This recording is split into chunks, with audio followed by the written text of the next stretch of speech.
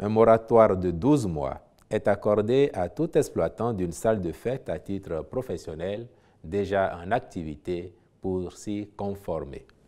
Le gouvernement béninois met ainsi le cap sur un nouveau chantier, les salles de fête.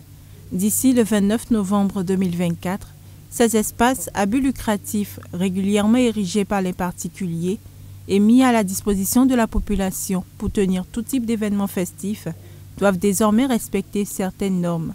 C'est ce qu'informe le Conseil des ministres du mercredi 29 novembre 2023, faisant part d'un décret qui en fixe les conditions d'ouverture et d'exploitation.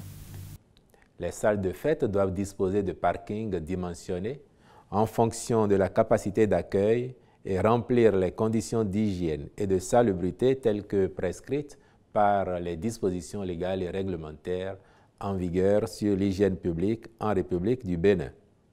Informés de ces mesures normatives, les citoyens rencontrés dans la ville de Cotonou applaudissent l'initiative du gouvernement.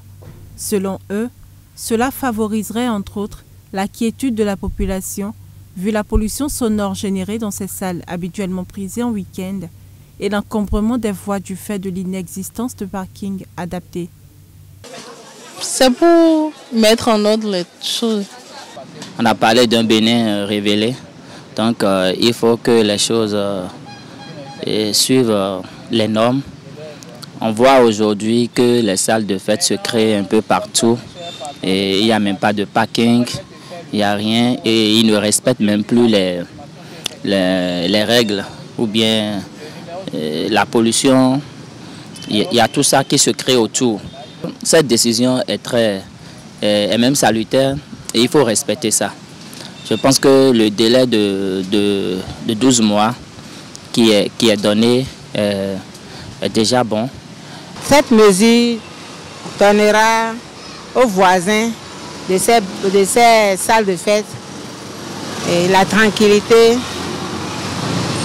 chez eux pour que pendant que l'autre cherche son argent, il ne faut pas qu'il gêne l'autre aussi dans sa tranquillité. Donc moi je vois que c'est une très bonne chose. En ce qui concerne le parking, c'est une mesure sécuritaire.